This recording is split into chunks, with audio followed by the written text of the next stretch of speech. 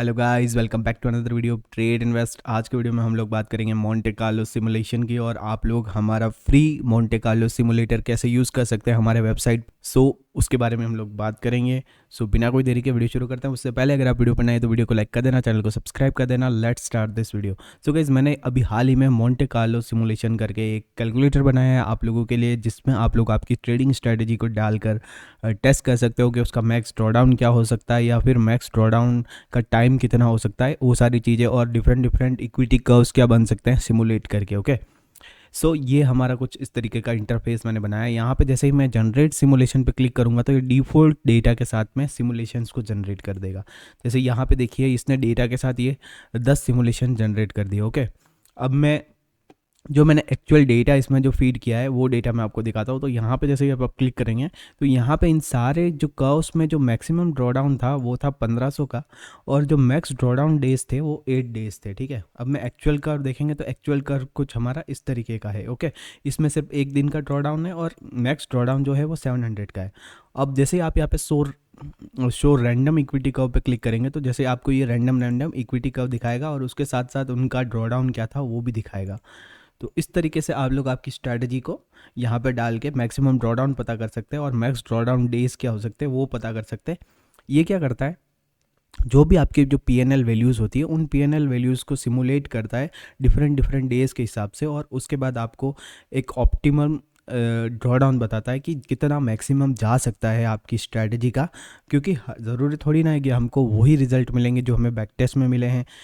कोई रिज़ल्ट हमको पहले मिल गया, मान लीजिए पहले दिन आपको 100 रुपीज़ का प्रॉफिट हुआ, दूसरे दिन 200 का लॉस हुआ। तो अब जब आप बैक टेस्ट तो आपने कर लिया, लेकिन जब आप लाइव में जाएंगे तो पता चला कि आपको पहले ही दिन 200 का लॉस हो गया, तो उस केस में आप पहले दिन से ड्रॉडाउन में आ गए। तो इस तरीके से ये आपको सिमुलेट करके चीज़ें को बताता है मोंटे कार्लो। अब मैं आपको बताता हूँ कि आपको आपका डेटा कैसे फीड करना है। तो यहाँ पे मैंने डेटा बना रखा है, मेरी स्ट्रैटेजी का जो डेटा है। तो यहाँ पे जैसे मैंने CSV बना रखी है, डेट और PNL। यहाँ पे ये कुछ इस तरीके से डेट और PNL मैंने यहाँ पे बना रखा है, और PNL का डेटा है ये अपना। ओके, अब मैं इसको यहाँ पे अपलोड करता हूँ, अपलोड CSV करूँगा, एंड यहाँ पे मैं जैसे इसको अपलोड करूँगा तो ये अपलोड हो गया। अब मैं इसका सिमुलेशन जनरेट करता हूँ। तो ये आप देखिए, यहाँ पे टोटल 10 सिमुलेशंस हमने जनरेट कर दिए। मान लीजिए मैं यहाँ पे 50 सिमुलेशंस कर देता हूँ। 10 सिमुलेशंस में हमारा जो मैक्स ड्रॉडाउन था वो था 59,000 का, और 71 डेज़ का मैक्स ड्रॉडाउन डेज थे। ओके, जैसे हम 50 सिमुलेशन करेंगे तो उस केस में जैसे आप बहुत ज़्यादा सिमुलेशन कर देंगे तो थोड़ा सा सिस्टम स्लो हो सकता है। तो यहाँ पे देखिए हमारा मैक्स ड्रॉडाउन कितना बढ़ गया, 91,600 का हो गया, और मैक्स ड्रॉडाउन डेज कितने हो गए, 132। अब सिमिलरली अगेन 50 सिमुलेशन चलाता हूँ, उसमें हमें मैक्स ड्रॉडाउन कितना मिलता है वो चेक करते हैं। ओके, तो अभी देखिए वही मैक्स सेम ड्रॉडाउन है। एक बार और 50 सिमुलेशन चला लेते हैं, तो अभी देखिए 97,000 का हो गया। तो एक साथ अपन ऐसा करते हैं, 100 सिमुलेशंस एक ही साथ चला लेते हैं। तो अभी थोड़ा सा स्लो रहेगा और अनरिस्पॉन्सिव भी हो सकता है, तो आप लोगों को कम ही सिमुलेशन चलाने। ओके, तो यहाँ पे देखिए 1 लाख का ड्रॉडाउन हो गया, और 158 डेज़ का हमारा मैक्स ड्रॉडाउन हुआ। तो मतलब 158 दिन तक हमारा सिस्टम ड्रॉडाउन में रहा। लेकिन जो एक्चुअल, अब हम एक्चुअल देखते हैं, तो एक्चुअल कर्व में देखिए हमारा सिर्फ सिस्टम कितने दिन में ड्रॉडाउन में रहा, 35 डेज़ का, और मैक्सिमम ड्रॉडाउन कितना मिला, सिर्फ 30,000 का। लेकिन जो हमने रैंडम इक्विटी कर्व्स बनाए, अब मान लीजिए कोई भी मैं रैंडम इक्विटी कर्व देखना चाहता हूँ कि क्या बनता है, तो जैसे हमने ये इक्विटी कर्व देखा, तो इसमें 35,000 का लॉस हुआ 52 डेज़ का।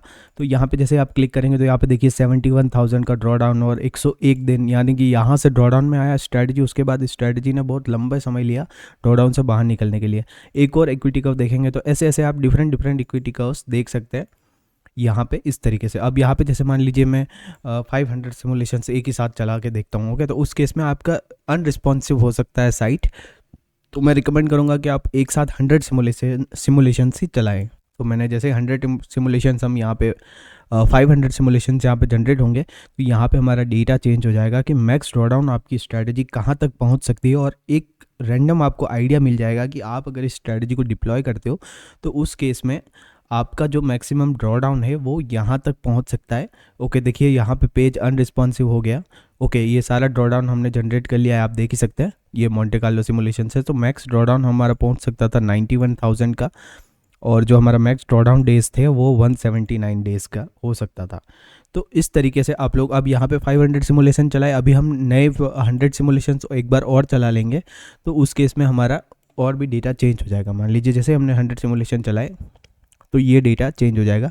तो जैसे 100 सिमुलेशन का डेटा जैसे 85,167 डेज़ का आ गया, अभी यहाँ पे एक्चुअल कर्व देखेंगे, उसके बाद रैंडम कर्व देखेंगे, तो डिफरेंट रैंडम कर्व्स यहाँ पे आप देख पाएंगे और आप उनके परफॉर्मेंस भी पता चल जाएगी आपको कि अब इतने दिन का ड्रॉडाउन मेरे को मिल सकता है मेरी स्ट्रैटेजी में। तो जब भी आप फिर स्ट्रैटेजी को रन करोगे, कोई भी स्ट्रैटेजी को, तो आपको मैक्सिमम ड्रॉडाउन पहले से पता रहेगा कि इतना ड्रॉडाउन मेरे को मिल सकता है और इतने टाइम तक मेरी स्ट्रैटेजी ड्रॉडाउन में रह सकती है। सो ये आइडिया अगर आपको मिल गया तो आप लोग क्या स्ट्रैटेजीज को स्विच नहीं करोगे बार बार, आप एक बार उस स्ट्रैटेजी को स्टिक करोगे। सो आई होप ये वीडियो आपको पसंद आएगा। आप लोग इस टूल का यूज़ कर सकते हो फ्री में मेरी वेबसाइट के थ्रू, और लिंक डिस्क्रिप्शन में दे दूंगा। मिलते हैं नेक्स्ट वीडियो में, तब तक के लिए बाय।